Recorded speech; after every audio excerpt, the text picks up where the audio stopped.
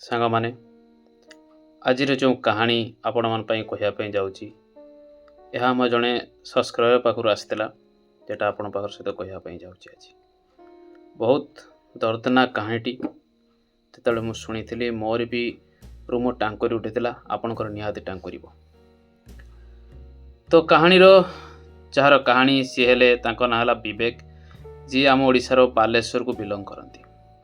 ସେ ବହୁତ ମେହନତି ଆଉ ଶାନ୍ତ ସ୍ୱଭାବର ମଣିଷଟେ। 2016 ମସିହାରେ ଶୀତ କାଳରେ ବିବେକ ତାଙ୍କ ଜୀବନର ସବୁଠାରୁ ବଡ଼ ରାତି ସିଏ କଟେଇଥିଲେ। ଆଜିକା ପୂର୍ବରୁ ଏ କାହାଣୀ ସେ କାହାକୁ ଏ କଥାକୁ କହିନାହାନ୍ତି, କାହିଁକିନା ସେତେବେଳେ ଯେଉଁ ସେ ଜବ୍ କରୁଥିଲେ, ଯଦି ଏ କାହାଣୀ କାହାକୁ କହିଥାନ୍ତେ ତାହେଲେ ତାଙ୍କୁ ସେ ଜବ୍ ଛାଡ଼ିବା ପାଇଁ କହିବାକୁ ପଡ଼ିଥାନ୍ତା। ଘରବାଲେ ତାକୁ ଜବ୍ଟିକୁ କରିବା ପାଇଁ ଦେଇନଥାନ୍ତେ। ଆଜି ଯେହେତୁ ସେ ଜବ୍ ଛାଡ଼ିବା ତାଙ୍କର 3 ବର୍ଷ ହେଇସାରିଲାଣି, ତେଣୁକରି ସେ କାହାଣୀଟିକୁ ଆଜି ସିଏ ଆମ ପାଖରେ ସେୟାର କରିଛନ୍ତି, ଯେଟାକି ଆପଣଙ୍କ ପାଖରେ ଆମେ କହିବା ପାଇଁ ଯାଉଛୁ। ବିବେକ ଜଣେ ଟେଲିକମ୍ କମ୍ପାନୀରେ RF ଇଞ୍ଜିନିୟର ଭାବେ କାମ କରୁଥିଲେ, ଯେଉଁଠାରେ ତାଙ୍କ କାମ ଥିଲା ମୋବାଇଲ ଟାୱାର ଗୁଡ଼ିକର ଟେଷ୍ଟିଂ କରିବା ଏବଂ ପରଫର୍ମାନ୍ସକୁ ଚେକ୍ କରିବା। ବେସିକାଲି ତାଙ୍କ କମ୍ପାନୀ ଟାୱାର ଇନଷ୍ଟଲ୍ କରୁଥିଲା ଏବଂ ତାଙ୍କର ଦିନଭରର ରୁଟିନ୍ ଥିଲା କି ନୂଆ ଟାୱାର ସାଇଟ୍କୁ ଯାଇ ସେଠାର ସିଗ୍ନାଲ ଷ୍ଟ୍ରେନ୍ଥକୁ ଟେଷ୍ଟ କରିବା, ଇଣ୍ଟରନେଟ୍ ସ୍ପିଡ଼କୁ ଟେଷ୍ଟ କରିବା ଏବଂ ଅନ୍ୟ ସମସ୍ତ ପାରାମିଟରକୁ ଚେକ୍ କରିବା। ବିବେକର ବେସ୍ ଭୁବନେଶ୍ୱରରେ ଥିଲା ଏବଂ ସେଠାରୁ ପ୍ରାୟ 200-250 କିଲୋମିଟର ଭିତରେ ପଡ଼ୁଥିବା ସମସ୍ତ ଟାୱାର ସାଇଟ୍କୁ ସେ ବାଇକ୍ ସହିତ ଯାତ୍ରା କରିକି ଆଟେଣ୍ଡ କରୁଥିଲେ। ପ୍ରତ୍ୟେକ ଟ୍ରିପ୍ରେ ତାଙ୍କ ସହ ଜଣେ ଟେକ୍ନିସିଆନ୍ ଥାଏ, ଯାହାର ନାମ ଥାଏ ଭୋଲା, ଆଉ କାମ ଥାଏ ଟାୱାର ଉପରକୁ ଚଢ଼ି ଟେକ୍ନିକାଲ ପରିବର୍ତ୍ତନକୁ ଦେଖିବା। ଆଉ ସେ ଟେକ୍ନିସିଆନ୍ ମଧ୍ୟ ଭୁବନେଶ୍ୱରରେ ରହୁଥିଲା ଆଉ ବିବେକ ସହ ଫିଲ୍ଡ ଭିଜିଟ୍ରେ ତା'ର ଫିକ୍ସ ପାର୍ଟନର ଭାବରେ ଥିଲା। ସେଦିନ ବିବେକ ଆଉ ତା ଟେକ୍ନିସିଆନ୍ ଭୋଲା ଭୁବନେଶ୍ୱରକୁ ଅନୁଗୁଳ ଯିବା ପାଇଁ ବାହାରିଥିଲେ। ସେଠାରେ ଅନୁଗୁଳ ପ୍ରାୟ 120-130 କିଲୋମିଟର ଦୂରରେ ଥିଲା ଏବଂ ଏହା ସେମାନଙ୍କର ପରିଚିତ ଏରିଆ ଥିଲା। ସାଧାରଣତଃ ସେଠାକୁ ଗୋଟିଏ ରାସ୍ତା ଯାଏ, ଯେଟାକି ନ୍ୟାସନାଲ ହାଇୱେ ଦେଇକି ଯାଇଥାଏ, କିନ୍ତୁ ସେଠାରେ ଟ୍ରକ୍ ଗୁଡ଼ିକର ବହୁତ ଜାମ୍ ଥିବା ଯୋଗୁଁ ତେଣୁ ବିବେକ ଗୋଟିଏ ବିକଳ୍ପ ରାସ୍ତା ମାନେ ସର୍ଟକଟ୍ ବାଛିଲା, ଯାହା ଅଳ୍ପ ସୁନସାନ ଆଉ ଡରାବନା ମଧ୍ୟ ଥିଲା। ସେହିଦିନ ସେମାନଙ୍କ କାମ ଅନୁଗୁଳ ସହରଠାରୁ ପ୍ରାୟ 80 କିଲୋମିଟର ଦୂରରେ ଗୋଟିଏ ରିମୋଟ ଗାଁରେ ଥିଲା। ଏହାର 5 ଦିନ ପୂର୍ବରୁ ମଧ୍ୟ ବିବେକ ସେଠାକୁ ଯାଇଥିଲା, କିନ୍ତୁ KPIରେ ସମସ୍ୟା ଆସିବାରୁ ସେମାନଙ୍କୁ ପୁଣି ଥରେ ଭିଜିଟ୍ କରିବାକୁ କୁହାଯାଇଥିଲା। ସାଧାରଣତଃ ଭିଜିଟ୍ରେ ପ୍ରାୟ 1-2 ଘଣ୍ଟା କାମ ହୁଏ ଏବଂ ପୂର୍ବରୁ ଭିଜିଟ୍ରେ ସେମାନେ ରାତି 11ଟା ପୂର୍ବରୁ ଫ୍ରି ହୋଇଯାଇଥିଲେ, ତେଣୁ ସବୁକିଛି ନର୍ମାଲ ଲାଗୁଥିଲା। ସେଦିନ ସାଇଟ୍ରୁ ପହଞ୍ଚି ସେମାନେ ଦେଖିଲେ ଯେ ସମସ୍ୟା ସମାଧାନ ହିଁ ହେଉନାହିଁ, କାରଣ ନେଟୱାର୍କ ଇସ୍ୟୁ ସିଷ୍ଟମ୍ କିମ୍ବା ସଫ୍ଟୱେୟାର ଲେବୁଲର ନୁହଁ, ବରଂ ହାର୍ଡ଼ୱେୟାର ଲେବୁଲର ଥିଲା। ଆଉ ହାର୍ଡ଼ୱେୟାରର ରିପ୍ଲେସମେଣ୍ଟର ରିକ୍ୱେଷ୍ଟ ପଠାଇବା ପୂର୍ବରୁ ସେମାନଙ୍କୁ ପୁରାପୁରି ନିଶ୍ଚିତ କରିବାର ଥିଲା ଯେ ସେଠାରେ କାମ କରିବାକୁ ଗୋଟିଏ ୱାର୍କ ପରମିଟ୍ ନେବାକୁ ପଡ଼ୁଥିଲା, ଯାହା ସନ୍ଧ୍ୟା 5ଟା ପର୍ଯ୍ୟନ୍ତ ଭ୍ୟାଲିଡ୍ ଥାଏ। ଏବଂ ସେହିଦିନ 5ଟା ପର୍ଯ୍ୟନ୍ତ ସେମାନେ କାମ ଶେଷ ହେଲା ନାହିଁ, ତେଣୁ ସେମାନେ ଭାବିଲେ ଯେ ଆଜି ଫେରିଯାଉ ଆଉ କାଲି ପୁଣି ଫେରିଆସିବା। ଆଉ ସେହି ଗାଁରେ କୌଣସି ହୋଟେଲ କିମ୍ବା ଢାବା ନଥିଲା ଏବଂ ଏବେ ସେମାନେ ଭୋକ ଲାଗୁଥିଲା ଜୋରସୋରସେ। ତ ସେଠାରୁ ପ୍ରାୟ 600 କିଲୋମିଟର ଦୂରରେ ଥିବା ଗୋଟିଏ ଛୋଟ ମାର୍କେଟକୁ ସେମାନେ କିଛି ଖାଇବା ପାଇଁ ଗଲେ। ସେହି ସମୟରେ ବିବେକକୁ ତାଙ୍କ ଟିମ୍ ଲିଡରର ଫୋନ୍ ଆସିଲା ଆଉ ସେ କହିଲା ଯେ ଭୋଲାକୁ ପୁଣି ଭୁବନେଶ୍ୱର ପଠାଇବାକୁ ପଡ଼ିବ, କାରଣ ସେଠାରେ ଗୋଟିଏ ସାଇଟ୍ରେ ତାକୁ ଇଞ୍ଜିନିୟର ସହ ଯିବାକୁ ହେବ। ବିବେକ ପାଖରେ କୌଣସି ଅପସନ୍ ନଥିଲା, ତେଣୁ ତାକୁ ଭୋଲାକୁ ପଠାଇବାକୁ ପଡ଼ିଲା, ଅର୍ଥାତ୍ ଗାଁର ସେହି ସାଇଟ୍କୁ କାଲି ସେ ଏକାଠି ଯିବାକୁ ପଡ଼ିବ। ତ ସେ ରାତିରେ ସେମାନେ ସେହି ସାଇଟ୍ରୁ ବାହାରିଗଲେ ଆଉ ପ୍ରାୟ 5:30ଟା ସମୟରେ ସେମାନେ ଅନୁଗୁଳ ବସ୍ ଷ୍ଟାଣ୍ଡରେ ପହଞ୍ଚିଗଲେ। ବିବେକ ଭୋଲାକୁ ଭୁବନେଶ୍ୱର ଯାଉଥିବା ବସ୍ରେ ଚଢ଼େଇଦେଲା। ଭୋଲା ଚାଲିଗଲା ଏବଂ ଏବେ ବିବେକ ସେଠାରେ ସମ୍ପୂର୍ଣ୍ଣ ଭାବରେ ଏକାଠି ଥାଏ। ସେ ଭାବିଲେ ଯେ ସେ କୌଣସି ହୋଟେଲରେ ଭଡ଼ାକୁ ନେବେ ବୋଲି, ଆଉ ହଠାତ୍ ତାଙ୍କୁ ମନେ ପଡ଼ିଲା ଯେ ଏଠାରେ ତାଙ୍କର କିଛି କଲେଜ ସାଙ୍ଗମାନେ ରହୁଛନ୍ତି। ସେ ତୁରନ୍ତ ସେମାନଙ୍କୁ ଫୋନ୍ କଲେ ଆଉ ସେ ସାଙ୍ଗମାନଙ୍କୁ ପଚାରିଲେ ଯେ ଆଜି ରାତିରେ ମୁଁ ତୁମ ଘରେ ରହିପାରିବି କି? ସେ ସାଙ୍ଗ ତୁରନ୍ତ ହଁ କହିଦେଲା ଏବଂ ହ୍ୱାଟ୍ସଆପ୍ରେ ଲୋକେସନ୍ ମଧ୍ୟ ପଠାଇଦେଲା। ବିବେକ ତାଙ୍କ ବାଇକ୍ରେ ସାଙ୍ଗଙ୍କ ଘରକୁ ଯାଉଥିବା ସମୟରେ ହଠାତ୍ ପୁଣି ଟିମ୍ ଲିଡରକୁ ଫୋନ୍ ଆସିଲା। ଟିମ୍ ଲିଡର କହିଲେ ଯେ କମ୍ପାନୀ ସହ କଥା ହୋଇଯାଇଛି ଏବଂ ନିଶ୍ଚିତ ହୋଇଗଲା ଯେ ସେଠାରେ ହାର୍ଡ଼ୱେୟାର ଡିଫେକ୍ଟ ଅଛି, ତେଣୁ ଯେତେବେଳେ ସେ अन्य टीम को फोन करी पचारिले सेमाने कहिले जे हार्डवेयर रिप्लेसमेंट आसिबाकू प्राय 2 दिन लागिबो। एबे विवेक पाखरे 2 दिन समय थाए। से भाविला जे मु पुणी आउथरे भुवनेश्वर फेरी जिबी, टिके विश्राम करी मध्य आसीबी आ मो गर्लफ्रेंड सह मध्य टिके बुली आसीबी। तार गर्लफ्रेंड जी आज तार एबे स्त्री अटंती से समय भुवनेश्वर रे जॉब करुथिले। कामर प्रेसर रे सेमाने 1 मास धरी दी जन को साक्षात हेई नथिले। आ एही भावना रे विवेक बाइक बुले देला और भुवनेश्वर दिगकू बाहरिबा स्टार्ट कर देला। आजिर राति तांको जीवनर सबुठारु डरावना राति हेबाकू जाउथिला एवं से यार किछि मात्र अनुमान मध्य करिबार नथिले कोन हेबाकू जाउछि तांको लाइफ रे।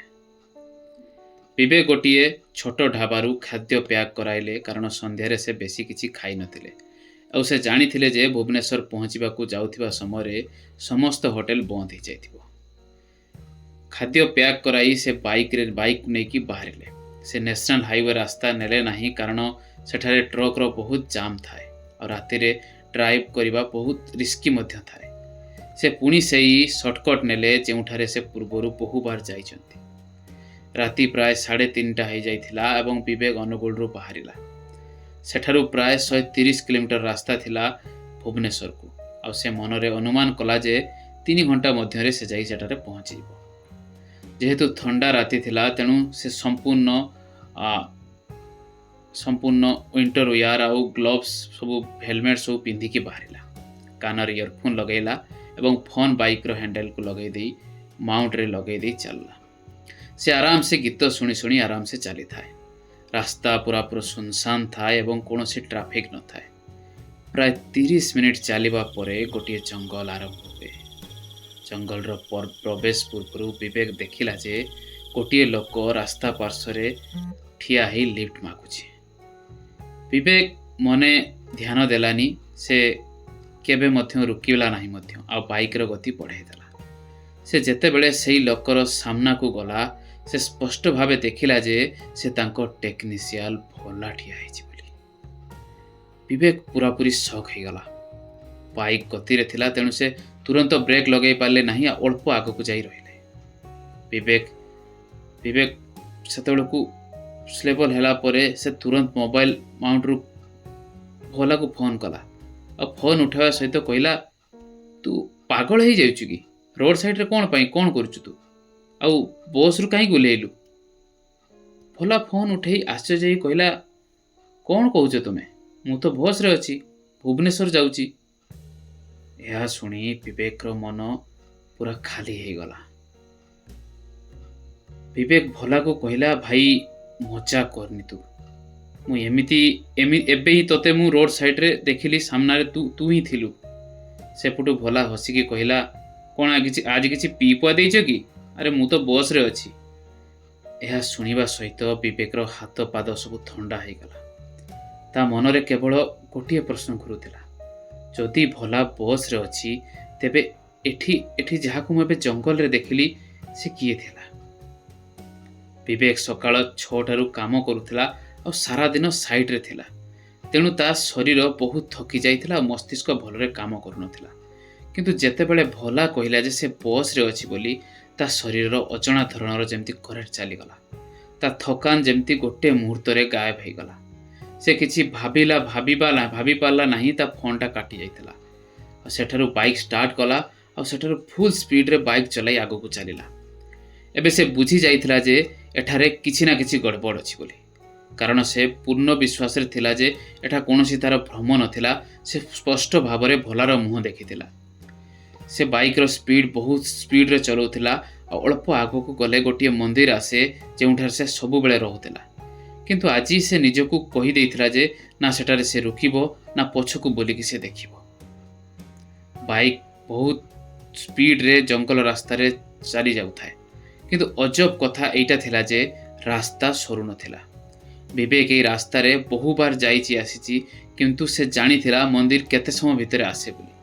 किंतु आज 80 किलोमीटर स्पीड रे चलेबा सत्ते मंदिर आज आसु नथिला। विवेक भाबिला अंधार आउ धूली परिवेश रु से बोधे मंदिर को क्रॉस करि जाइथियो बोली। जेतेबेले हठात रोड पार्श्व गोटे अजଣା धरणर शब्द आसिला जेपरी गछ पछरे किछि गोटे जिनिस ତା ସହ ସମାନ ସ୍ପିଡରେ ଦୌଡ଼ୁଛି ବୋଲି। ଏହା ବହୁତ ଅଜୀବ ଲାଗୁଥିଲା, କାରଣ ସେଇ ଝାଡ଼ି ଆଉ ଗଛମାନଙ୍କ ମଧ୍ୟରେ କୌଣସି ଜିନିଷ ଏତେ ସ୍ପିଡରେ କେମିତି ଦୌଡ଼ି ପାରିବ। ସେଇ ଶବ୍ଦ ଲଗାତାର ଆସୁଥିଲା। ତା ହୃଦୟ ବହୁତ ଜୋରରେ ଧଡ଼କୁଥିଲା ଏବଂ ଭୟରେ ସେ ବାଇକ୍ର ସ୍ପିଡଟାକୁ ଆହୁରି ବଢ଼ାଇ ଦେଲା। ଏଠାରେ ବିବେକ ପ୍ରାୟ ନିଜର ହୋସ୍ ହରାଇ ଦେବା ଉପରେ ଥିଲା। ଏହି କାରଣରୁ ତାର ଧ୍ୟାନ ରୋଡ଼ରୁ ହଟିଗଲା ଆଉ ବଡ଼ ହଡ଼ବଡ଼େଇରେ ବାଇକ୍ଟା ସାଇଡ଼ରେ ଡିସବାଲାନ୍ସ ହେଇଗଲା। କିଛି ପରି ଯେମିତି ସେମିତି ସେ ନିଜକୁ ଆଉ ବାଇକ୍କୁ ସମ୍ଭାଳି ନେଲା ଆଉ ପଡ଼ିଯିବାରୁ ବଞ୍ଚିଗଲା। କିନ୍ତୁ ଯେତେବେଳେ ସେ ସମ୍ଭାଳି ନେଲା, ବାଇକ୍ ସେଠାରେ ହଠାତ୍ ବନ୍ଦ ହେଇଗଲା। ଇଞ୍ଜିନ୍ର ଲାଇଟ୍ ଅନ୍ ଥିଲା, କିନ୍ତୁ ବାଇକ୍ ଆଉ ଷ୍ଟାର୍ଟ ହେଲା ନାହିଁ। ତା ବାଇକ୍ ସେଲ୍ଫ ଷ୍ଟାର୍ଟ ଥିଲା ଆଉ କିକ୍ ନଥିଲା ସେ ବାଇକ୍ରେ। ସାଧାରଣତଃ ବାଇକ୍ ଅଫ୍ କରି ପୁଣି ଅନ୍ କଲେ ଷ୍ଟାର୍ଟ ହେଇଯାଏ, କିନ୍ତୁ ଆଜି ପରିସ୍ଥିତି ଅନ୍ୟ ପ୍ରକାରର ଥିଲା। ଏମିତି ଲାଗୁଥିଲା ଯେ ବାଇକ୍ ପୁରାପୁରି ଡେଡ୍ ହେଇଯାଇଛି, ଯେମିତି ବ୍ୟାଟେରୀ ପୁରାପୁରି ସମ୍ପୂର୍ଣ୍ଣ ଭାବରେ ଡେଡ୍ ହେଇଯାଇଛି। ବିବେକ ମନେ ମନେ ଭାବୁଥିଲା, ଏଟା କିପରି ସମ୍ଭବ? ମୁଁ ତ ଏତେ ତେଜରେ ଗାଡ଼ି ଚଲାଉଛି, ଏତେ ସ୍ପିଡରେ ଗାଡ଼ି ଚଲାଉଛି, ବ୍ୟାଟେରୀ କେମିତି ଡେଡ୍ ହେବ? ତାକୁ ଧୀରେ ଧୀରେ ଷ୍ଟ୍ରେସ୍ ତାର ବଢ଼ି ଚାଲିଥିଲା। ଏବେ ତା ପାଖରେ ମାତ୍ର ଗୋଟିଏ ଅପସନ୍ ଥିଲା, ବାଇକ୍କୁ ପୁଶ୍ କରି ଗିୟର ଲଗାଇ ଷ୍ଟାର୍ଟ କରିବାକୁ ଚେଷ୍ଟା କରିବାକୁ ପଡ଼ିବ। ଯଦିଓ ଏକାକୀ ଏହା କରିବା କଷ୍ଟକର ଥିଲା, ତଥାପି ସେ 2-3 ଥର ଚେଷ୍ଟା କଲା, କିନ୍ତୁ ବାଇକ୍ର ଇଞ୍ଜିନ୍ରୁ କୌଣସି ଶବ୍ଦ ହିଁ ଆସୁନଥିଲା। ଏହା କରି କରି ବିବେକ ବହୁତ ଥକି ଯାଇଥିଲା ଆଉ ତା ଶ୍ୱାସ ବହୁତ ଫୁଲି ଯାଉଥିଲା। ଏହି ସମୟରେ ସେ ରାସ୍ତାର ସାଇଡ୍ରୁ କାହାର ଚାଲିବାର ଶବ୍ଦ ଶୁଣିଲା। ବିବେକ ଏଠାରେ ପୁରାପୁରି ଫ୍ରିଜ୍ ହେଇଗଲା। ସେ ହିମ୍ମତ କରି କିଛି ସମୟ ପରେ ନିଜ ମୋବାଇଲର ଫ୍ଲାସ୍ ଲାଇଟ୍ଟିକୁ ଅନ୍ କଲା ଆଉ ଦେଖିଲା ସେଠାରେ କେହି ନାହାନ୍ତି ବୋଲି। କେବଳ କୁହୁଡ଼ିରେ ଘେରା ଗଛ, ଅନ୍ଧାର ଆଉ ରାସ୍ତା। ହଠାତ୍ ଚାଲିବାର ଯେଉଁ ଶବ୍ଦ ଆସୁଥିଲା, ସେଠି ହଠାତ୍ କିନା ବନ୍ଦ ହେଇଯାଇଥିଲା। କିଛି ମୁହୂର୍ତ୍ତ ପରେ ବିବେକ ଆଉ ଗୋଟିଏ ଶବ୍ଦ ଶୁଣିଲା, ଯେପରି କେହି ବହୁତ ଧୀରେ ଧୀରେ କହୁଛି, ଯେପରି କେହି ସେଠାରେ ଧୀରେ ଧୀରେ ତା କାନରେ ଫୁସଫୁସେଇ କହୁଛି। ଏବେ ବିବେକର ଶରୀରରେ ପୁରାପୁରି ଜମି ଯାଇଥିଲା ଆଉ ସେ ବହୁତ ଭୟଭୀତ ହେଇଯାଇଥିଲା। ସେ ପୁଣି ଥରେ ବାଇକ୍କୁ ପୁଶ୍ କରିବା ଆରମ୍ଭ କଲା, ଗିୟର ଲଗାଇ ଷ୍ଟାର୍ଟ କରିବାକୁ ଚେଷ୍ଟା କଲା, କିନ୍ତୁ ବାଇକ୍ ପୁରାପୁରି ଡେଡ୍ ହେଇଯାଇଥାଏ। ଏହି ସମୟରେ ସେ ସ୍ପଷ୍ଟ ଭାବରେ ଗୋଟିଏ ଶବ୍ଦ ଶୁଣିପାରିଲା, ବହୁତ ଧୀର କିନ୍ତୁ ଅତ୍ୟନ୍ତ ଜଣାଶୁଣା ଶବ୍ଦ, ଯାହା କହୁଥିଲା, ମୋତେ ନେଇଯା। ସେହି ଶବ୍ଦ ଏତେ ହାଲୁକା ଥିଲା ଯେ କେହି ବିବେକର କାନରେ ଆସି କହୁଛି ବୋଲି। ସେଠାରେ ସେ କାହାକୁ ଦେଖୁନଥିଲା, କିନ୍ତୁ ନିଜ ଆଖପାଖରେ କାହାର ପ୍ରେଜେନ୍ସକୁ ଭଲ ଭାବରେ ଅନୁଭବ କରିପାରୁଥିଲା। ବିବେକର ସମଗ୍ର ଶରୀର ସେତେବେଳକୁ କମ୍ପି ଉଠିଲାଣି ଏବଂ ସେ ଭାବିବାକୁ ସମୟ ନଥିଲା ଯେ ବାଇକ୍ରୁ ପୁଣି ପୁଶ୍ କରିବା ଆରମ୍ଭ କଲା।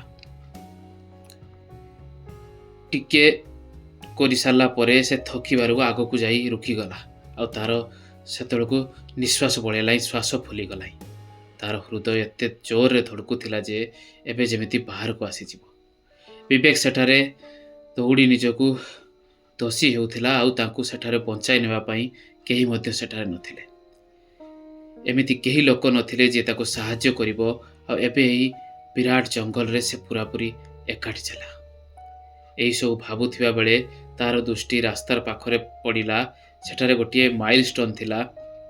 ସେ ନିଜ ମୋବାଇଲର ଫ୍ଲାସ୍ ଅନ୍ କରି ସେଠାରେ ପକାଇ ଦେଖିଲା ଯେ ସେଥିରେ ଲେଖା ଥିଲା ଯେ ଅନୁଗୁଳ 27 କିଲୋମିଟର।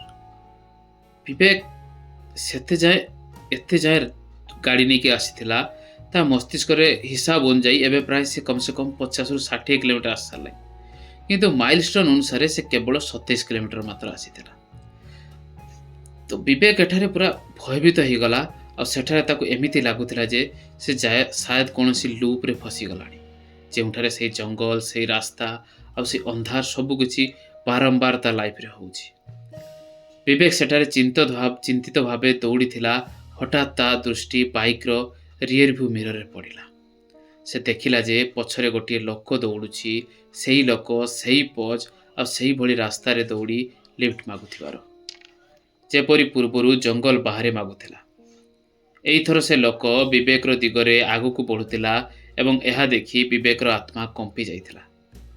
ସେ ବୁଝିପାରୁନଥିଲା ଯେ ଏହି ପରିସ୍ଥିତିରେ କ'ଣ କରିବ ବୋଲି ଏବଂ ଭୟରେ ତୁରନ୍ତ ସେଠାରେ ହନୁମାନ ଚାଳିଶା ପଢ଼ିବା ଆରମ୍ଭ କରିଦେଲା। ବାଲ୍ୟକାଳରେ ବିବେକ ପ୍ରତିଦିନ ମନ୍ଦିରକୁ ଯାଉଥିଲା, ତେଣୁ ସେ ହନୁମାନ ଚାଳିଶା ଭଲରେ ଜାଣିଥିଲା, କିନ୍ତୁ କଲେଜକୁ ଆସିବା ପରେ ସେହି ଅଭ୍ୟାସ ଛାଡ଼ି ଯାଇଥିଲା। ତ ସମସ୍ୟା ଏଠାରେ ଥିଲା ଯେ ସେଠାରେ ତାକୁ କେବଳ 2-3ଟି ଲାଇନ୍ ମାତ୍ର ବନିଥିଲା। ସେ କମ୍ପିଥିବା ହାତରେ ନିଜ ମୋବାଇଲଟାକୁ ଫୋନ୍କୁ ବାହାର କଲା ଆଉ ତାହାରେ ହନୁମାନ ଚାଳିଶାର ଗୋଟେ ଅଡ଼ିଓ ଚଲେଇବା ଆରମ୍ଭ କଲା ଆଉ ସେଠାରେ ଜୋର ଜୋରରେ ପଢ଼ିବା ଆରମ୍ଭ କଲା। ଏବେ ସେଇ ଲୋକ ଯେ 10ରୁ 15 ଫୁଟ ଦୂରରେ ଥିଲା ହଠାତ୍ ଗାୟବ ହୋଇଯାଇଥିଲା। ସେ ଏଠାରେ ବିବେକକୁ ଦେଖାଯାଉନଥିଲା, କିନ୍ତୁ ବିବେକ ତାର ପ୍ରେଜେନ୍ସ ସେଇ 10-15 ଫୁଟ ଦୂରରେ ଥିବାର ଅନୁଭବ କରିପାରୁଥିଲା ଆଉ ସେଟା କେବଳ ବିବେକକୁ ଜଣାପଡ଼ୁଥିଲା। ସେ ସେଠାରେ ଜୋରରେ ହନୁମାନ ଚାଳିଶା ପଢ଼ିବା ଆରମ୍ଭ କଲା। 10-15 କିମ୍ବା ସାୟଦ 20 ଥର ସେ ହନୁମାନ ଚାଳିଶା ପଢ଼ି ଚାଲିଥାଏ। ତାପରେ ଯାଇ ତା ମନ ଟିକେ ହାଲକା ଶାନ୍ତ ହେଲା। ତାପରେ ହଠାତ୍ ମନେ ପଡ଼ିଲା ଯେ ଗୋଟିଏ ର୍ୟାଣ୍ଡମ୍ ୟୁଟ୍ୟୁବ ଭିଡ଼ିଓରେ ସେ ଦେଖିଥିଲା ଯଦି ବାଇକ୍ର ରିୟର ହ୍ୱିଲ୍କୁ ଜୋରରେ ବୁଲାଯାଏ ଆଉ ତାର ଥାର୍ଡ଼ ଗିୟରରେ ପକାଯାଏ ତେବେ କେବେ କେବେ ଇଗ୍ନିସନ୍ ପିକ୍ ହେଇଯାଏ। ସେ ରାମ ନାମ ନେଇ ନିଜ ବାଇକ୍ର ରିୟର ହ୍ୱିଲ୍କୁ ବୁଲେଇଲା ଆଉ ଏବଂ ଥାର୍ଡ଼ ହ୍ୱିଲ୍ରେ ପକାଇଦେଲା ଆଉ ବାଇକ୍ ନିଜେ ଷ୍ଟାର୍ଟ ହେଇଗଲା। ସେ ଜୋରରେ କହିଲା, ପ୍ରଭୁ ରକ୍ଷା କର, ଆଉ ମୋ ପଛକୁ କିଛି ନ ଦେଖି ବାଇକ୍ଟାକୁ ଜୋରସେ ଚଲେଇବା ଆରମ୍ଭ କଲା। ଟିକେ ଆଗକୁ ଯିବା ପରେ ସେ ରିୟର ଭ୍ୟୁ ମିରରରେ ଦେଖିଲା ଯେ ସେଇ ଲୋକ ସେଇ ପୋଜରେ ସେଇଭଳି ଲିଫ୍ଟ ମାଗୁଥିବା ଅବସ୍ଥାରେ ରାସ୍ତାର ଠିକ୍ ମଝିରେ ଠିଆ ହେଇଛି। ଏଠାରେ ସେ ପୁଣି ଥରେ ଆଉ ଅଧିକ ଭୟଭୀତ ହେଇଗଲା ଆଉ ନିଜ ବାଇକ୍କୁ ଆହୁରି ଜୋରରେ ଚଲେଇବା ଆରମ୍ଭ କଲା। କିଛି ସମୟ ଡ୍ରାଇଭ୍ କରିବା ପରେ ସେ ଦେଖିଲା ଯେ ବାମ ପଟରେ ସେହି ମନ୍ଦିର ଆସିଗଲା ଯେଉଁଠାରେ ସେ ସବୁବେଳେ ରହିଥାଏ। ସେ ସିଧା ଯାଇ ବାଇକ୍ ସେଠାରେ ଠିଆ କଲା। ସେ ବାଇକ୍ରୁ ତଳକୁ ଓହ୍ଲାଇଲା ଆଉ 2 ପଟକୁ ଦେଖିଲା। ସେଠାରେ କେହି ମଧ୍ୟ ନଥିଲେ। ରାସ୍ତା ପୁରା ଖାଲି ଥାଏ, କେବଳ ଥଣ୍ଡା ପବନ ବହୁଥାଏ। ସେ ଶାନ୍ତିରେ ଯାଇ ମନ୍ଦିର ସିଡ଼ିରେ ଟିକେ ବସିଲା ଆଉ ଏବେ ତାକୁ ଟିକେ ସକୁନ ଅନୁଭବ ହେଉଥିଲା। ସେଠାରେ ବସି ବିବେକ ଯେତେବେଳେ ନିଜ ଫୋନ୍ ଚେକ୍ କଲା ନା, ତା ଫୋନ୍ରେ ନିଜ ମା ଆଉ ନିଜ ଗର୍ଲଫ୍ରେଣ୍ଡର 24ଟା ମିସ୍ କଲ୍ ଦେଖାଥିଲା। ସେ ବହୁତ ଆଶ୍ଚର୍ଯ୍ୟ ହେଲା, କାରଣ ଫୋନ୍ ତା ପାଖରେ ଥିଲା ଆଉ ସାଇଲେଣ୍ଟ ମୋଡ଼ରେ ମଧ୍ୟ ନଥିଲା। ସେ ଭାବିଲା ତେବେ କୌଣସି ରିଙ୍ଗଟୋନ୍ କାହିଁକି ତାକୁ ଶୁଣାଗଲାନି। ତାକୁ କେମିତି ଜଣାପଡ଼ିଲା ନାହିଁ ଯେ ଘରରୁ ଆଉ ତା ଗର୍ଲଫ୍ରେଣ୍ଡ ତାକୁ କଲ୍ କରୁଛନ୍ତି ବୋଲି। ସେ ଘରକୁ ଆଉ ନିଜ ଗର୍ଲଫ୍ରେଣ୍ଡକୁ ଫୋନ୍ କଲା ଆଉ ସେମାନଙ୍କୁ କହିଲା ଯେ ସେ ରୁମ୍ରେ ପହଞ୍ଚି ଯାଇଛି, କାରଣ ସେ 2 ଜଣଙ୍କୁ ଟେନସନ୍ ଦେବାକୁ ଚାହୁଁନଥିଲା। ବିବେକ ଏଠାରୁ ନିଜ ବାଇକ୍ଟାକୁ ଉଠାଇଲା ଆଉ ଭଗବାନଙ୍କ ନାମ ଜପ କରି କରି ସିଧା ଯାଇ ରୁମ୍ ପହଞ୍ଚିଗଲା। ସମ୍ପୂର୍ଣ୍ଣ ରାସ୍ତା ତାକୁ ଏମିତି ଲାଗୁଥିଲା ଯେ ଆଜିও ପଛରେ ସେ ଅଛି ବୋଲି, ଯେପରି ସେ ପବନ ସହିତ ଚାଲୁଛି ଆଉ କାହାରି ସହିତ ଦେଖାଯାଉ ନାହିଁ। ସେଇ ରାତି ସେ କେବଳ ଗୋଟିଏ ଜିନିଷ ଭାବୁଥିଲା ଯେ କେମିତି କରି ସେ ସକାଳଟା ହେଇଯାଉ। ପରବର୍ତ୍ତୀ ଦିନ କିଛି ନ ଭାବି ବିବେକ ସିଧା ପୁରୀକୁ ଗଲା। ତାଙ୍କ ମନରେ ଅନେକ ପ୍ରଶ୍ନ ଥିଲା, କିନ୍ତୁ ସେ ବିଶେଷ ଭାବରେ ଗୋଟିଏ ପ୍ରଶ୍ନର ଉତ୍ତର ଚାହୁଁଥିଲେ ଯେ ତାଙ୍କ ସହିତ ଏମିତି କାହିଁକି ହେଲା ବୋଲି।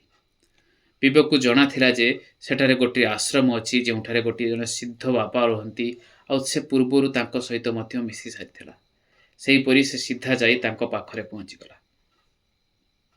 ଆଶ୍ରମର ଲୋକମାନେ କହିଲେ ଯେ ଆଜି ବାବାଙ୍କର ମୌନ ବ୍ରତ ଅଛି ଏବଂ ସେ ସନ୍ଧ୍ୟା ପର୍ଯ୍ୟନ୍ତ କାହା ସହ କଥା ହେବେ ନାହିଁ। ବିବେକ ନିଷ୍ପତ୍ତି ନେଲା ଯେ ଆଜି ସାରା ଦିନ ଲାଗିଯାଉ ପଛେ ସେ ସେଠାରେ ରହିବ। ତାଙ୍କ ସହିତ ଯାହା ହେଇଥିଲା ସେଥିପାଇଁ ତାଙ୍କ ମନରେ ଅନେକ ଭୟ ଥିଲା ଯେ ଏହାର କାରଣ ନ ଜାଣିଲା ପର୍ଯ୍ୟନ୍ତ ତାଙ୍କ ମନ ଶାନ୍ତି ହେଲା ନାହିଁ। ଯେପରି ସେଦିନ ସନ୍ଧ୍ୟା ହେଲା, ବାବାଙ୍କର ମୌନ ବ୍ରତ ଭଙ୍ଗ ହେଲା ଆଉ ଯେପରି ବିବେକର ବାବାଙ୍କୁ ମିଶିବା ନମ୍ବର ଆସିଲା, ସେ ମିଶିବା ମାତ୍ରେ ସବୁ କିଛି କହିଦେଲେ। ବାବା ସେଠାରେ ବସି କିଛି ସମୟ ଧ୍ୟାନ କଲେ ଆଉ ପରେ କହିଲେ ଯେ ତୁମେ ସେଇ ରାସ୍ତାରେ ସେଇ ଗାଁରେ କିଛି ଏମିତି ଜିନିଷ ଛୁଇଁଥିଲ ଯେ ସେଠାରେ କିଛି ଆତ୍ମା ତୁମ ପଛରେ ଆସିଯାଇଥିଲେ। କାରଣ ତୁ ବ୍ରାହ୍ମଣ ଆଉ ତୁ ଏସବୁ ପିନ୍ଧିଛୁ ଆଉ ତୁ ରାମ ନାମ ଜପୁଥିଲୁ, ସେଥିପାଇଁ ସେମାନେ ତୋତେ ବହୁତ ଅଧିକ କିଛି କରିପାରିଲେ ନାହିଁ। ବାବା କହିଲେ ଯେ ଆଜି ରାତିରେ ଏଠାରେ ପୂଜା ହେବ, ତୁ ସେଇ ପୂଜାରେ ଯୋଗ ଦେ ଆଉ ତୋର ସବୁ ନେଗେଟିଭିଟି ଏଠାରେ ଦୂର ହେଇଯିବ। ପରବର୍ତ୍ତୀ ଦିନ ସକାଳେ ତୁ ପଞ୍ଚତୀର୍ଥ ଏବଂ ନରେନ୍ଦ୍ର ସରୋବରରେ ସ୍ନାନ କରି ପ୍ରଭୁ ଜଗନ୍ନାଥଙ୍କୁ ଦର୍ଶନ କରିବୁ ଯିବୁ। ବିବେକ ଠିକ୍ ସେଇଭଳି କଲା। ସେ ସାରା ରାତି ସେଠାରେ ପୂଜାରେ ବସିଲା ଆଉ ଧୀରେ ଧୀରେ ତାକୁ ଏମିତି ଅନୁଭବ ହେଉଥିଲା ଯେ ତା ଶରୀରରୁ କିଛି ଭାର, କିଛି ନେଗେଟିଭିଟି ଯେମିତି ପଳେଇ ଯାଉଛି ବୋଲି। ପରବର୍ତ୍ତୀ ଦିନ ସକାଳେ ଯେତେବେଳେ ସେ ପୁରୀର ପବିତ୍ର ଜଳରେ ସ୍ନାନ କଲା ଆଉ ଜଗନ୍ନାଥ ମନ୍ଦିରକୁ ଦର୍ଶନ କଲା, ତାଙ୍କ ମନରେ ଗୋଟେ ଅଜବର ସକୁନ ଆସିଥିଲା। ତାପରେ ମଧ୍ୟ ସେ 4 ବର୍ଷ ପର୍ଯ୍ୟନ୍ତ ସେହି ରାସ୍ତାରେ ଯାଏ, କିନ୍ତୁ ତାପରେ ପୁଣି ଏପରି ତା ଭାଗ୍ୟରେ କେବେ ଘଟିନାହିଁ। शायद पवित्र जलर स्नान आ पूजा करने पर सबू एंटिटी माने ताको छाड़ी पड़े जाइथिले। कुहाଯାଏ କିଛି ରାସ୍ତା ଏମିତି ଥାଏ ଯେଉଁଠାରେ କେବଳ ଗନ୍ତବ୍ୟ ସ୍ଥାନକୁ ପହଞ୍ଚିବା ଯଥେଷ୍ଟ ନୁହଁ, ସେଠାରୁ ସୁରକ୍ଷିତ ଭାବେ ବାହାରିବାକୁ ପଡ଼େ। ବିବେକଙ୍କ ସହିତ ଯାହା ହେଲା ସେ କେବଳ ଏକ ସାଧାରଣ ଘଟଣା ନୁହେଁ। ସେ ରାସ୍ତାରେ କେବଳ ଗୋଟିଏ ଛାୟା ଦେଖା ନଥିଲା, ବରଂ କିଛି ଏମିତି ଅନୁଭବ କରିଥିଲେ ଯେ ଯାହା ମାନବ ବୁଦ୍ଧିର ସୀମାରୁ ପୁରାପୁରି ବାହାରେ ଥିଲା। ସେହି ଶବ୍ଦ ଯେ ମୋତେ ନେଇଯା ଆଜି ମଧ୍ୟ ତାଙ୍କ ମନର କୋଣରେ କେବେ କେବେ ଗୁଞ୍ଜି ଉଠେ। शायद ସେହି ଜଙ୍ଗଲ ମଝିରେ ଆଜି ମଧ୍ୟ ସେହି ଆତ୍ମା କାହାର ଅପେକ୍ଷା କରୁଛି। शायद ଆଜି ମଧ୍ୟ ଯଦି କେହି ସେଠାକୁ ଯାଏ, ସେ ସେହି ଲୁପ୍ରେ ଫସିଯାଏ। ସେହି ରାସ୍ତା, ସେହି ମାଇଲଷ୍ଟୋନ୍, ସେହି ଜଙ୍ଗଲ, ସେହି ଛାୟା ଯାହା କାହାକୁ ଲିଫ୍ଟ ମାଗୁଥାଏ। ତ ସାଙ୍ଗମାନେ, ଯଦି ଆପଣ ଓଡ଼ିଶାର ଏମିତି କୌଣସି ରାସ୍ତାକୁ ଯାଉଛନ୍ତି, ସବୁବେଳେ ମନେ ରଖନ୍ତୁ ପ୍ରତ୍ୟେକ ମୁସାଫିର ଜୀବିତ ନୁହଁ। ତେଣୁ ଏହା ଥିଲା ଆଜିକାର କାହାଣୀ। ସାଙ୍ଗମାନେ, କାହାଣୀ ଆପଣଙ୍କୁ କେମିତି ଲାଗିଲା କମେଣ୍ଟ ସେକ୍ସନ ନିଶ୍ଚିତ ଭାବେ ଜଣାଇବେ। ଆଉ ଯଦି ଭିଡ଼ିଓ ଆପଣଙ୍କୁ ପସନ୍ଦ ଆସିଥିବ ତେବେ ଏହାକୁ ଲାଇକ୍ କରିବେ, ଆଉ ହାଇପ୍ କରନ୍ତୁ, ଆଉ ନିଜର କମଜୋର ଦିଲବାଲା ସାଙ୍ଗମାନଙ୍କ ସହିତ ଏ କାହାଣୀଟିକୁ ସେୟାର କରିଦିଅନ୍ତୁ। ଚ୍ୟାନେଲକୁ ଏପର୍ଯ୍ୟନ୍ତ ସବସ୍କ୍ରାଇବ୍ କରିନାହାନ୍ତି ତାହେଲେ ପ୍ଲିଜ୍ ଚ୍ୟାନେଲକୁ ସବସ୍କ୍ରାଇବ୍ କରନ୍ତୁ, ଆଉ ସାଇଡ଼ରେ ଥିବା ଗୋଟେ ବେଲ୍ ଆଇକନ୍ ଥିବ ତାକୁ ପ୍ରେସ୍ କରିଦିଅନ୍ତୁ, ଯାହାଦ୍ୱାରା ଆଗାମୀ ସମୟରେ ଆମେ ଗୋଟେ ଯେମିତି ରିଏଲ୍ ଲାଇଫ୍ ଉପରେ ଗୋଟେ କାହାଣୀ ଉପରେ ଆଧାରିତ ଆପଣ ହରର କାହାଣୀ ହେଉ ଯେକୌଣସି କାହାଣୀ ଆପଣଙ୍କୁ କୁହାଯିବ, ଆପଣଙ୍କୁ ସେ କାହାଣୀଟି ଆପଣ ଶୁଣିପାରିବେ। ଓ ଆପଣଙ୍କ ଲାଇଫ୍ରେ ଯଦି କିଛି ଏମିତି କିଛି କାହାଣୀ ଆପଣଙ୍କୁ ଘଟିଛି, ତାହେଲେ ଦେଖାଉଥିବା ଇମେଲ୍ ଆଇଡ଼ିରେ ଆପଣ କାହାଣୀଟିକୁ ମୋ ସହିତ ସେୟାର କରିପାରିବେ। ଆପଣଙ୍କ କାହାଣୀକୁ ନେଇ ଜଣେ ଗୋଟେ ଭିଡ଼ିଓ ଆପଣଙ୍କ ତିଆରି ହେଇପାରିବ। ତ ସାଙ୍ଗମାନେ, ଦେଖା ହେବ ନେକ୍ସଟ କାହାଣୀରେ। ସେ ପର୍ଯ୍ୟନ୍ତ ବାଏ ବାଏ, ଟେକ୍ କେୟାର।